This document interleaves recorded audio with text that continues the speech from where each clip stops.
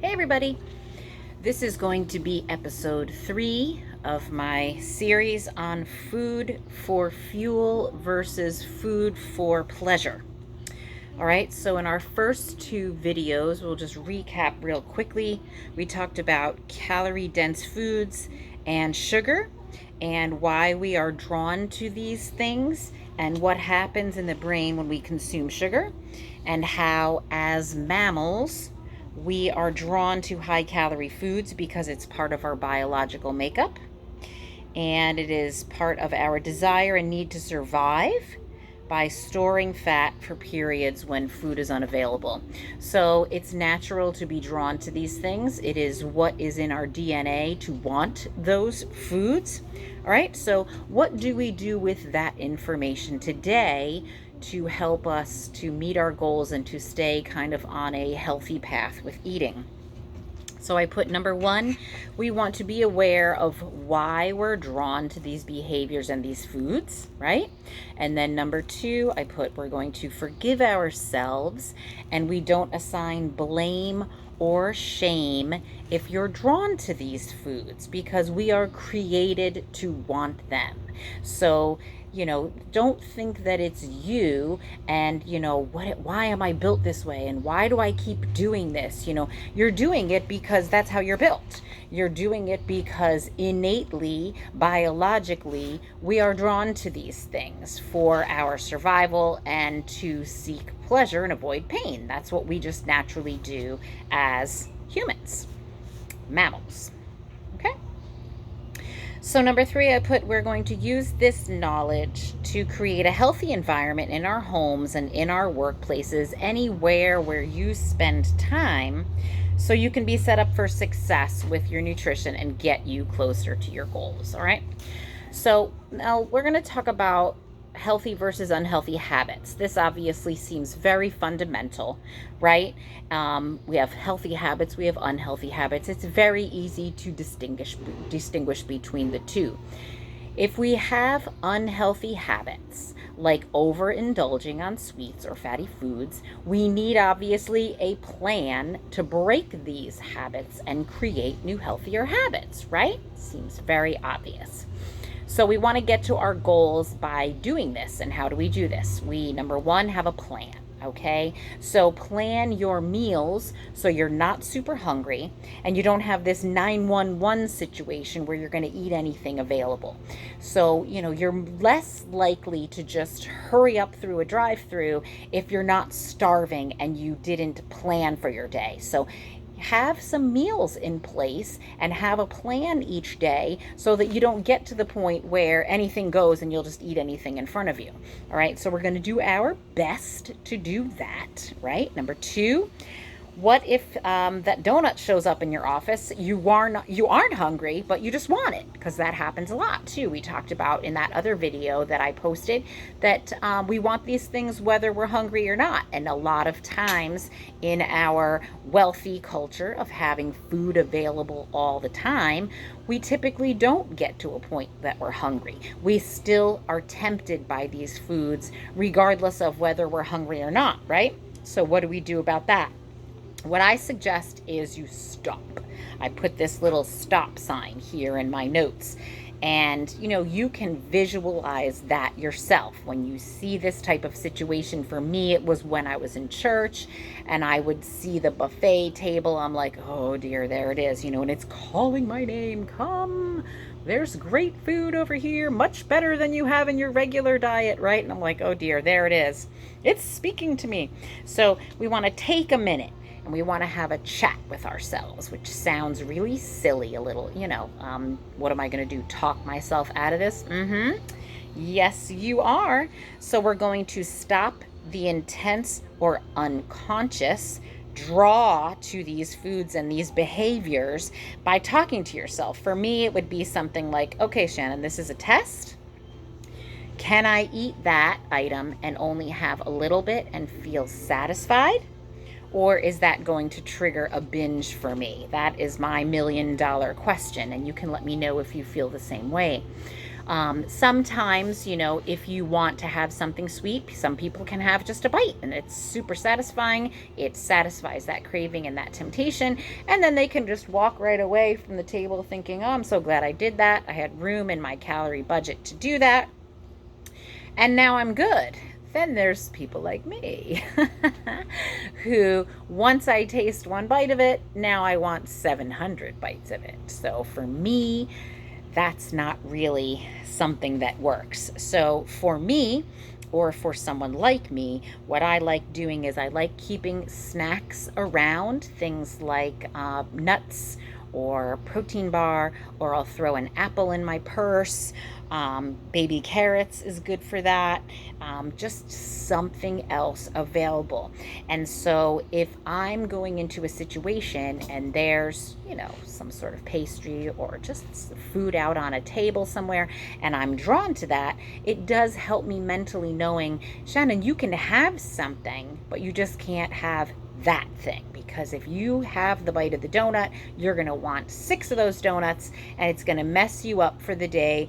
And then come the feelings of, why did I do that? I just blew it, and then I have this negative self-talk going throughout my day, which none of that is healthy, none of that. So let's see, where are we here? So for me, I would say this is a test, Shannon. Can I eat that and only have a little? Or is it going to trigger a binge? And if that is the case, I'll turn to the thing that I prepared, which is either protein bar, apple, something of that nature, so I can have something, just not that thing, right?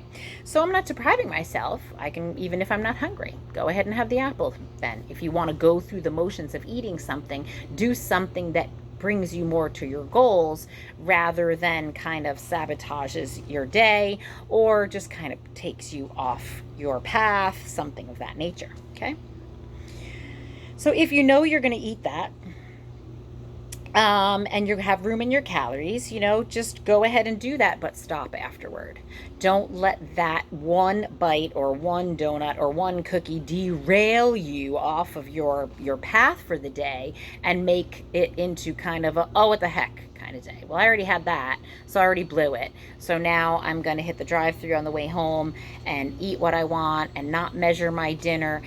Don't get into that rabbit hole, don't circle the drain at that point by just continuing on that road. If you can veer off and give into a temptation, go ahead and do that. Have a regular amount, fit it into your calories, and then get back on board. Now, if you don't have room in your calories and then you go ahead and have the food, fine, it's a day, whatever, right? Again, the next day, get back on track. There's going to be a lot of this going on during the holidays, right? Where we have big dinners, we have, a lot of buffet type of things, or parties, or drinks with friends, and go have a good time. Throw caution to the wind here and there. And then the next day, go back to your planning, go back to your healthy choices, go back to being on, what you're planning to get you to your goals, right? So habits is what it is all about, okay? What these habits do is they become automatic and sometimes unconscious, and we start to run on autopilot. And then we start programming ourselves that this is what I do in these situations. When I'm stressed out, I get upset. When I get upset, I look for ways to cope. I want to get away from the pain and back over to pleasure. We are built that way. So how do I do that? I do that by grabbing a candy. I do that by grabbing a soda. I do that by, doing whatever I do in order to escape the pain and just distract myself or get into pleasure seeking in some way, right? So as we do that time and time again, you are teaching yourself that this is what I do. And unfortunately, what happens is we start, whether we realize it or not, thinking this is what I do because this is who I am. I am the person who gives into these things and just veers myself off the path. And whether we realize it or not, that is a big underlying factor as to why people continue these behaviors. So if we can back up all the way to the back, right, of this line and say to ourselves, I am not the person who does this. This can be the beginning of your stop sign, okay? When you have these situations where you are drawn to overindulgence or, circling the drain, so to speak, you can say to yourself, I am not the person who circles the drain. I am not the person who sees the rabbit hole and runs for it. I am the person who can be going toward the rabbit hole and then do a little wiggle maneuver and not get sucked into that, right? And you can tell yourself that. And the habits and these tips may seem really odd or bizarre, but they're helpful, so who cares? I mean, self-talk is not something anybody hears anyway. So if it can help, go for it. All right, so find a new way to respond to stressful situations, to upsetting situations, right? Because that's what we want to do. We want to talk to yourself. You want to take a few breaths maybe and just pause. All right, how do I feel? Let me take a minute here. Let me ask myself a few questions, because it's so easy to just skip over that and go straight to the behavior for coping. And instead of doing that, what we want to do is sit with it for a second. It takes bravery to do that. To ask ourselves, because we know that we're built this way, okay? So there's nothing different about you if you are going through this. This is how we are built, but how we handle it is definitely our choice, right? So take a minute, think about what you're going through. Breathe for a minute. If you're having a feeling that's not such a great feeling, feel the feeling. It's not going to kill you. Okay, and take a minute, find a new way to respond, right? So, okay, I'm upset. I want to grab a candy. How can I respond to this differently? I am not a person who eats candy when they are stressed. So, I am a person who eats healthy things when I'm, feeling this way. So, grab something from your purse and snack on an apple. Get the candy out of your office. Take it away from you so you don't have that temptation, right? Find a way to deal with the temptation differently and then stick to it. So what is the thing that works for you? I get stressed, maybe I step outside, maybe I need to take a few breaths, right? If I get stressed, maybe there's a song or a little YouTube video, or there's this thing on my watch that's a breathing exercise, right? And it has this circle and it says watch the circle, and the circle goes like this, and you inhale and then exhale, and it does that a few times. Maybe you take a second to do that. Maybe you're at work and you need to go to the restroom. Turn your watch on to that, or take 5 breaths. Watch a little YouTube video on redirecting your head to a different place, to a more calm place, right? And then stick with that if it works for you. What they say, and this is proven, that a temptation usually lasts about 20 minutes maximum. So if you're sitting with that and you can deal with, getting out of that behavior and deal with feeling different and handling it in a different way for 20 minutes, then you have the opportunity to walk away from that temptation. So 20 minutes is not that long, guys. And so if it's the breathing that works, try the breathing. If eating something else works, eat that something else slowly. Do both of those things if you need to, right? Do all 3 things if you need to. Take a few breaths. Go to the restroom and take a minute. Listen to a song if you need to. Eat an apple instead, do something different. And then if you find there's something that actually works for you, stick with that behavior. And listen, it might work for the next couple weeks and then it stops working. So try something different. Reach out, and ask in the group here, or someone in your family or your friends, what do you do in these situations to kind of, change things up? All right. So here's another big thing that I want to talk about. If you want to binge, okay, so if you want to binge, go ahead and binge. How about this? Why don't you binge on something that's healthy? I've done that.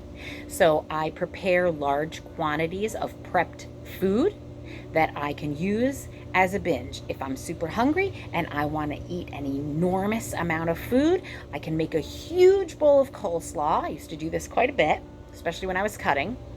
And I would have a serving fork in there. It's so embarrassing to say this.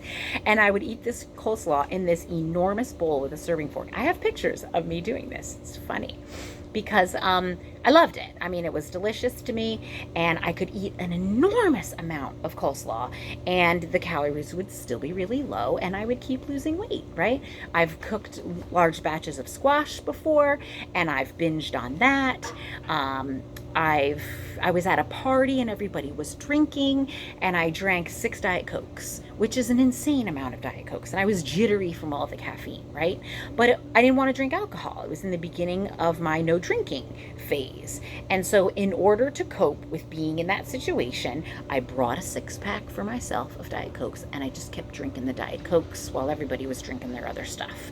And I made it through the party. Was it great that I had a ton of caffeine that day? Of course not. But it's better than drinking the alcohol because that was my goal. So eventually I've now, I drink water, I bring water with me, but this was my evolution of getting out of the behavior of drinking alcohol and getting into the behavior of doing something healthier. What I used to do when I drank alcohol and I drank wine is I would drink the wine while I was prepping dinner. And so these became these 2 behaviors that got married together. Start chopping onions, have a temptation for wine. So instead, I would like to drink in large quantities. I've already shared this with the group. And so instead of drinking wine, glass after glass, I started getting these huge cups. You've seen my huge cups, my big quarter deck cups, plastic cups. And I would drink as much as I wanted of seltzer mixed with Crystal Light. And is that super healthy? No. Is it fake sugar? Yes. Does it cause cancer? It is not proven. So I would, allow myself as much as I wanted of that. And I would drink so many seltzers that I'd be swimming by 7 p.m., when dinner was done, but I never drank the wine. So it's just a matter of changing the behaviors, developing new patterns, and it can be done. It is actually not that hard, except for in the beginning.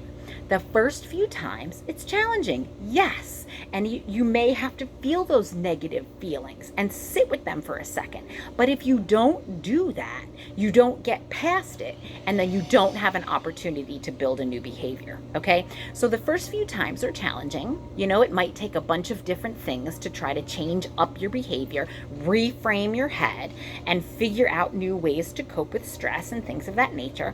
But once you get the hang of it, you will see that you start developing new habits. Now, if I hit a drive-through, I let myself have something. I'll have maybe a soda. I'll have maybe a salad if I'm super hungry. I'll have probably a coffee. I drink a lot of coffee. Is it good to drink a bunch of coffee? No. Is it better to be eating, fries and shakes and all kinds of garbage all day? I pick my battles, right? So let's see where we are. Yes, I got everything covered here. Okay, so change is only hard in the beginning, and it does get easier and easier. However, you do have to tackle this. The word in my head here is like the lion. You want to slay the lion or the dragon or whatever you want to call it. And the way you do that is by taking these little pieces at a time, breaking down why you do these behaviors, what is going on with you at the time. You can, either mentally take note of it, jot it down on a piece of paper, but identifying what gets you there, what you typically do to rectify that situation or that feeling, and coming up with a new plan and executing that new plan. All right, so that is everything that I have for today. And if you struggle with something and you want to share it in the group, this is a safe place. You can go ahead and do that. You can share if you struggle with any kind of temptation in this way, or you can reach out to me if you want to do that. And if you have a new way of dealing with your temptation, I think it'd be cool if we share those types of things in the group. So if you feel compelled to do so, go ahead and do that. These are typically secrets that we keep as women because indulging in behaviors like this has a huge element of shame attached to it, which is so awful. You know, we have to, that's why I started these videos with the biology based off of these behaviors, so that you understand that this is not something that just you do or just myself. You know, I am not the only one that does this. This is across the board because of how we are wired, right? So we start with that knowledge and then go step by step to make a new paradigm, right? So if you want to share on something that you're doing that either you're struggling with or something that you're using in order to make better choices, I would look forward to seeing something like that. I hope you have an awesome day, and I'll see you soon. Take care.